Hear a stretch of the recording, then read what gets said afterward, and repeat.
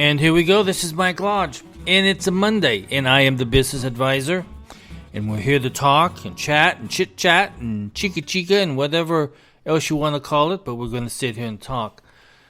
I was looking at the financial news and the business news this morning, and it's all basically a bunch of junk. I mean, we're out there saying everything that everyone's talking about is the oil prices. Of course, oil is going up. There's no really indication that it's going to go down for a while because of what Russia and Saudi have put together of cutting down on their oil production. So we have an issue. Around the world, we have an issue on oil prices. I mean, it's going to get worse, and of course, the president doesn't know what to do. In fact, there was even a hint that he was going to take more oil out of the national reserves. So we're in a bad situation here. One other thing. I've talked about this before. I've been out there looking at buying a car. Not a new car, but a used car. But it has been tough because I look at a car online, and then the very next day it's gone up in price. And then the other day it went back down in price. So it's a market that just isn't good at the moment of trying to buy a car. And I need to buy a car very quickly here because I just need to replace the one that I have because I know that it's on its last breath. Well, car fumes, I guess you'd call it. But anyway, it's tough out there. I was listening to a guy, a chief economist. I'm going to play you what he said just now, okay? Because it's important to understand that there is a problem out there. Just one second. Here we go. I would argue at least 50% of the market is almost completely priced out of being able to buy the way that they traditionally would. Wait, so what do you mean by that? 50% of the market is priced out of the car industry? I mean, at the end of the day, if you think about retail, the retail vehicle market, it is a financing market. People, the most important number is the monthly payment. And when you look at what the households in the U.S., the distribution of their incomes, about half can only afford about a $400 payment.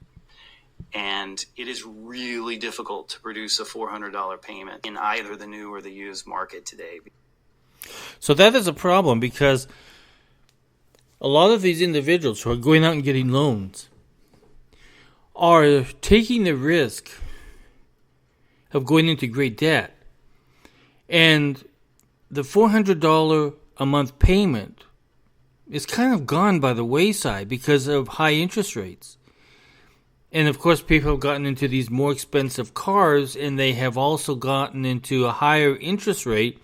And so their monthly payments are like $700 to $1,000 a month. That is bad business of personal financial decision making.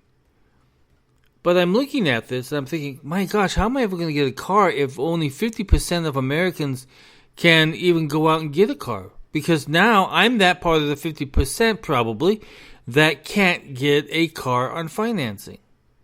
Just because of the financial stretch of everyone's dollar. We have been hurt hard by this inflation. We have been hurt hard by higher interest rates.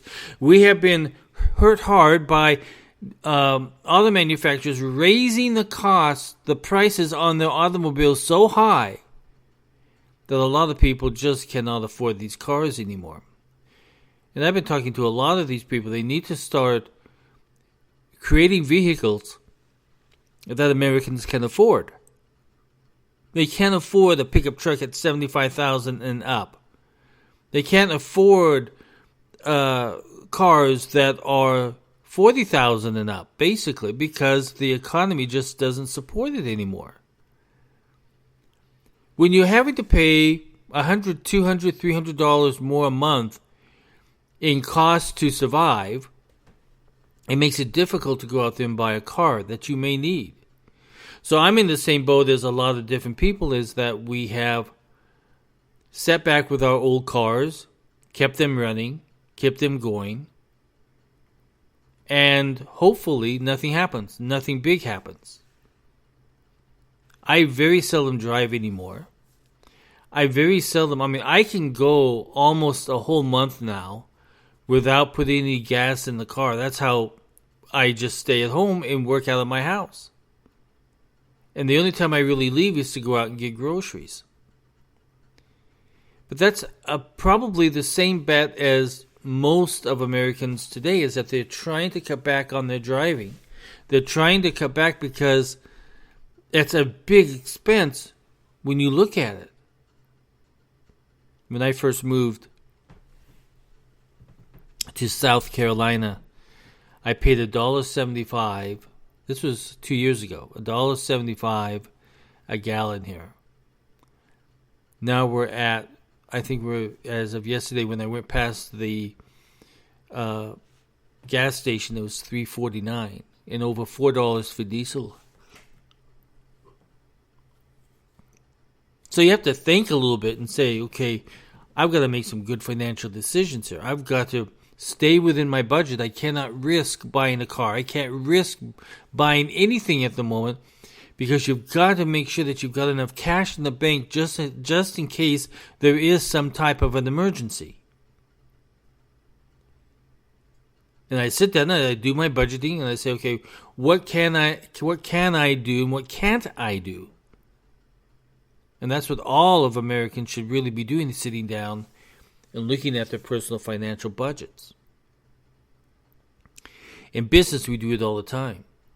In business, we forecast out what we're going to do over the next year, and that's our budget. And then we have to come up with the questions and the reason why we exceeded our budget. But we're happy that we're within our budget. But we have to explain and have a good reason as to why we have exceeded our budget. And that is something that each and every single one of us need to do every single month, is explain, why did we exceed it? What happened that we spent so much money and we went outside of our budget limits? It's a different world out there, isn't it? I cannot believe that within 2 years, we have literally, I think I was better off during the pandemic than I was over the last 2 years. When I was in the pandemic, at least business was still coming in. We were doing everything via Zoom, and I had a lot of business during the pandemic. But since we've been under the Biden administration, clients have said, okay, I'm holding off on doing any kind of services with you because I just can't afford it. And I hear this all the time from people. Well, we were going to go into a contract this year, and they said, no, we're going to hold off because we just can't afford it. And you see, I deal with small businesses. And they are being hit hard. I am a small business. I am being hit hard. Because the normal reaction now is, I'm sorry, I just can't spend the money. I know that your services are good. I know that you always do what you say you're going to do. But I'm sorry, I just don't have the money to spend. And I, as a businessman, I understand that.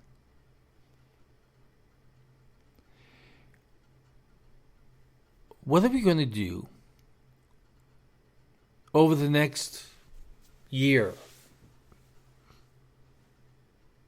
We have the last part of 2023, and then we going into 2024. You have to really come to grips as to which individual is out there running for president that is going to work on the economy and not hurt it anymore.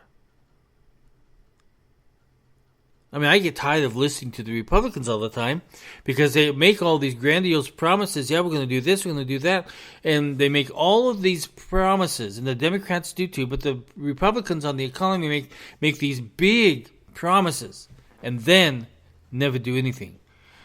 What I was really pissed off about is that they've pushed this impeachment of Biden over and over and over again.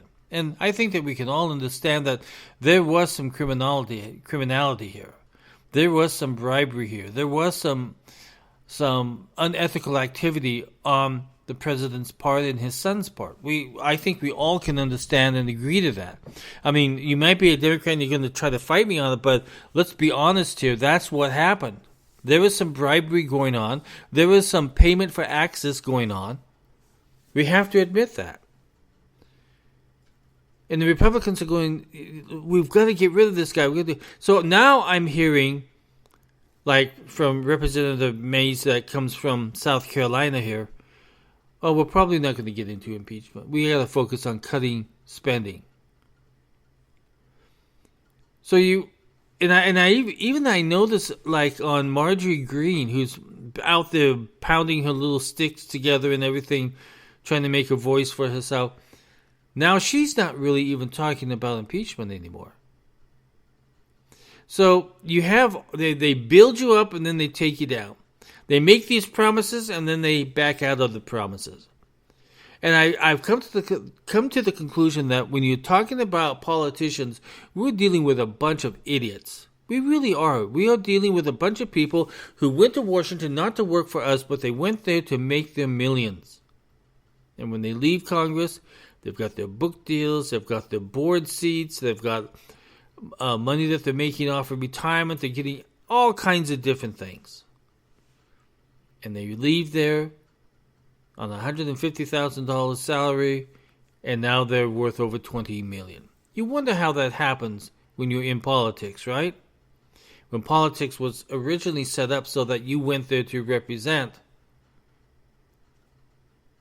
but they always come out of government without any money. I mean, with a lot of money, but all of our money, we don't have any. So it's a good gig. If you can get that gig into politics, hey, you can make a bundle there. You're not supposed to, but you do. So what do we do over the next few months as we sit here and decide who we're going to vote for? We're certainly not going to vote for more failure. We're not going to vote for more inflation, more threatening of nuclear war. I'm not going to vote that way. I just won't. I got to vote for the individual who is actually going to do something, who understands the business world, who understands the economy, who understands contractual agreements, who understands how to run something. I think we have gotten way into too much trouble by electing politicians. Because once you go to Washington, D.C., you are no longer an individual who thinks with his head. He thinks with his pocketbook. He thinks, how much am I going to get out of this? So you and I've already made up my mind who I'm going to vote for, so I don't have anything to worry about. But you do. Maybe you've made up your mind also, I don't know. But I'm not going to vote for more failure because I just can't do it. This hurts too much. I see my clients hurting greatly, trying to survive. Listen, if you would like to sit down with me confidentially and go over your financial issues with your business, you can book me online at www.lodge-co.com. And if you have a business question, send it to me at thebusinessadvisor@gmail.com. Everybody go out and have a great week. We have a lot to get done this week. I know, my desk is full of stuff. Let's get to it. God bless. Talk with you soon. Bye-bye.